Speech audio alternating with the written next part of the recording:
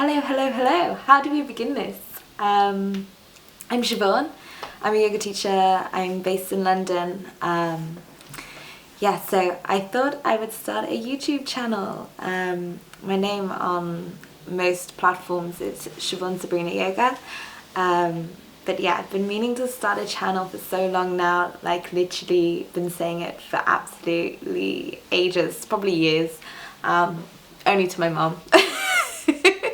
Because, you know, I used to get so scared of judgment. We all do. I don't know why I'm itching my shoulder. Sorry, nerves. But yeah, I've been meaning to start a channel for so long now, but I've had my anxieties about it, and then the more I've been taking my yoga off the mat as well as on the mat, I thought, why not just go for it? I didn't know what to film at first, because everybody seems to do like a yoga video about, I don't know, a short sequence to begin with, but I really wanted to make it a bit more personal and show personality first, because it's so important when you're finding a teacher and finding the right class for you to really connect in with your teacher's personality. But yeah, so I finally took the leap of faith and started a channel. So scared. Like literally sweaty palm scared. But anyway, this first video is going to be about how to get started in yoga. So my points, they could go on. I would say a number, but who knows, this could get extended, so I'm not going to say a number. But to begin with, my yoga journey actually started at home. I started on YouTube, following YouTube videos, which is why I wanted to start a channel so much, because I knew how important it was for me finding the right teacher and finding the right sort of style of yoga, because there's so many styles of yoga out there, that finding the teacher, finding the style is so important when it comes to getting involved and falling in love with yoga. So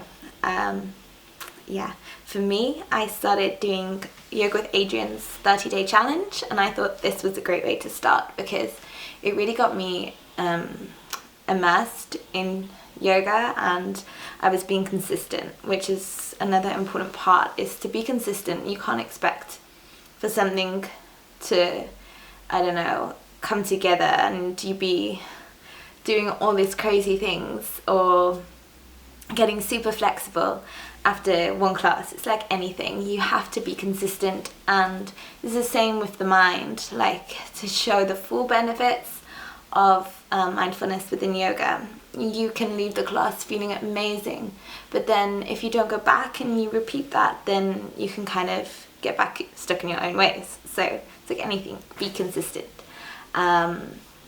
But yeah, my first main point is practicing online yoga, because that way you find out if you like yoga, you can find out the kind of style you like, and yeah, before you go spending endless amounts of money on going to classes, if you don't know if it's right for you, you can really get a good feel of yoga. But then again, it is about finding the right teacher and finding the right style. It's quite a mixed topic. I don't know what the right word or phrase would be, but some people would say go to a class first, which is a really good option, but a lot of people are scared to go to a class because they have their anxieties, or they feel like they're going to be comparing themselves to others in the room, which you can say, yeah, yoga, we don't compare, we don't judge, but deep down, we're all thinking it. We are all thinking it when we step onto the mat for the first time. Even when I go to a new teacher's class or go somewhere I'm not in my normal zone, I still feel anxious about stepping in that room and checking it out. So the only benefit that's if you're going to a class, you've got hands-on adjustment, you know your alignment's going to be in good hands because you've got a teacher, and you get kind of a more personal feel within the class. So yeah, it's personal preference on your personality would have a big impact in what you choose. So yeah, for me, I was very anxious, so I started at home with YouTube. And there's so much out there, so even if you are worried about your alignment and things like that, start with beginner yoga tutorials, things like that, just anything. And normally a teacher is good and will give you good cues. It's just learning to know your body. Secondly, equipment. You don't have to go spend endless amounts on equipment to begin with. I do recommend a nice good sticky mat. Mine personally is LULULEMON. I have it here. It's just a 5mm. Oh, it's inside out. I should have got this ready before. But it's got this nice pattern on it. You can see. And then it's reversible too. But yeah, it's nice and sticky. And that kind of gets you wandering off from, my hands are slipping on the mat and my mind is wandering elsewhere and is not present because I'm just worried about not slipping and falling over. So a good sticky mat is always good, but if you're not sure, you can pick a really cheap mat up for like £5 or wherever you are in the world. You can get a really cheap mat. The only thing will be the grip, but you just need a comfy base. But yeah, and then when you decide if yoga is for you and you want to continue a home practice too, you can get things like yoga bricks. These are just really cheap ones, just from online. I don't even know what the brand is, but just a brick like this. And if you don't want to invest in bricks to begin with, you can use anything like books or shoe boxes, which is now what my camera is on. I don't own a tripod, so I'm using shoe boxes. So yeah, get creative and find other things. Also, we have our yoga belts. So this is good if you like struggle to reach your toes and you want to take the leg to the sky or anything like that, or work on drawing the leg towards you. We have our yoga straps. Instead of a yoga strap, if you're beginning off, you can use a belt. If you don't have a belt, I don't know, let's get creative with like a t-shirt, something like that. We should all own t-shirts. But yeah, so you don't have to have the bricks, the straps, the mats to begin with. You could just use a blanket. The only thing is the grip as well, or a cheap mat. You can go pick a cheap mat up. And then belts and bricks, which we know are alternatives, are belts and shoe boxes or books, big chunky books. And yeah, I would tell you, like, you just put them under your hands, the bricks or the books, and the belt's just for your feet to grab on if you struggle to reach. So, but yeah, if you're doing a video online, I'm sure they will explain that for you. And yeah, so that's really all you really need in prop form. Other than that, some comfy clothing.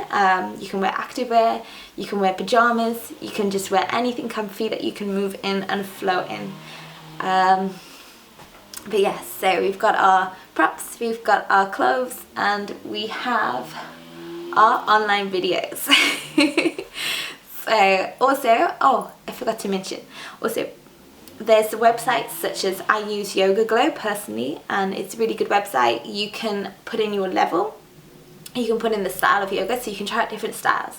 So that is really good. You are paying for it monthly, but they do a free trial. I'm pretty sure they do a month's free trial or 14-day free trial or something like that. They'll do. Or also Udaya is another online yoga platform where a lot of my yoga teachers from London, hello, they are on that website and they are amazing. So yeah, there's all these different sort of online platforms you can try out, and most will have a free trial. Same with studios, they'll mostly have offers on. You can do like a month for unlimited for so long, or 2 weeks unlimited, for different prices and different sort of deals and offers. But yeah, so, and then classes. You're going to a class, we let go of the ego, we let go of judgment, and we just know that we stay present in the class. And yes, don't compare yourself to others within the room, because honestly we've all got different backgrounds, And if they haven't been practicing yoga for that long, which most people, if you see them floating in the air, they probably would have been practicing for quite a long time. Definitely wouldn't be their first month. And if they are, then good on you, but they've probably got a background in gymnastics or something, so really don't compare. And yeah, it's all about learning to let go, and that is what I found is just truly transformational, because that is when you take your yoga off the mat. You don't compare in life. And it was like me starting this channel, I was so scared. I was so worried about what people would think and getting judged. And the more and more I've practiced my yoga off the mat as well as on the mat, I've learned that just do what you want to do and don't let the fears and worries of other people hold you back. And just... Is this filming again? I think my video just stopped. I'm not very good on cameras, so yeah, so this is like a beginner's lesson for me. I'm not good on cameras. I'm sorry. I think it's filming. I'm not sure. Yeah, it is. It has the red light, but you know how some cameras, they have the red flashing light? And also, heads up, my hands aren't fake tanned. That is just my arms are very white on the bottom, and they make my palms look more tanned. So it's not fake tan. If I hold my hands up and you're like, why has this girl got orange hands? Anyway, I don't know why this has drifted off from the topic of yoga and getting started into yoga. But yeah, anyway, I hope you enjoyed this video. I know it just kind of cut out and then we got restarted again. If you'd like I said, if you'd like me to film anything, or if you have any questions, let me know. And I'm going to be uploading more videos. I will do classes for you too. I teach vinyasa, I teach rocket yoga, which is a set sequence. Oh, did I touch on that? I think I touched on that. That there's so many different types of yoga, and there is set sequences. If you like to have a foundation, you know what you're going to expect when you go into the room, go for a set sequence. So there's things like Ashtanga, and there's rocket, and then if you're... Oh, no, I didn't touch on this. I was supposed to touch on this. I'm so sorry. I'm going to babble on again. So if you're quite a dynamic person, if you're quite active and you're quite go, there's things like vinyasa flow, which is very creative, fluid movement. Be moving around the mat a lot, depending on the teacher anyway. It's also just personal, dependent on that teacher, but mostly, yeah, if you're quite into your power, then go for vinyasa. We also have power yoga, which is in the name, rocket yoga, which is also very dynamic, but it's a set sequence. Yeah, things like that. And then if you like more of a slower pace and you want to go for more the mind and to get a good stretch in, go for yin, or go to restorative or hatha, or any of those styles. And then there's so many different styles of yoga, honestly. We could go on forever. There's chanting classes, there's meditation classes, there's also things like Ashtanga, which is also a set sequence, longer holds, but it's also a very physically demanding sequence. And then there's hot yoga, like Bikram and things like that. Yeah, it's just finding something what you want to get out of yoga. So if you want to build up a sweat, if you're quite an active person and you don't like feeling like you haven't worked out, but you do want to get into yoga and find it hard to get into yoga, try more of a power flow to begin with, and then when you found that base within yoga, then you can branch out into the restorative and trying to balance yourself out a bit.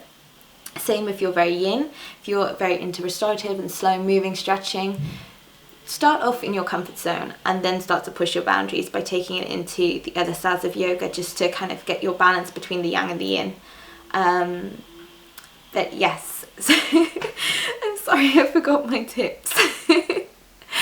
But yeah, we've touched mostly bases. You've got your styles, you've got your teachers, you've got your online, you've got your offline, you've got your equipment, and you're all set to go. But yeah, thank you for watching this video, and I will see you soon. Bye. How do I turn this off? Is it off? I was pressing the wrong button. It's now off. See you, bye.